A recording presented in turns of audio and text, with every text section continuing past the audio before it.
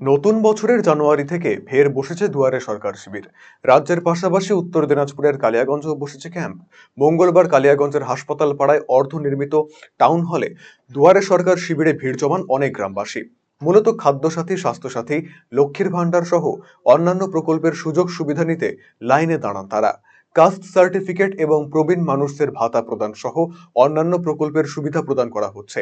পুরসভার পুরপ্রধান রামনিবাস সাহা সহ অন্যান্যরা এদিন ক্যাম্প ঘুরে দেখেন, খতিয়ে দেখেন মানুষ সঠিকভাবে পরিষেবা পাচ্ছে কিনা।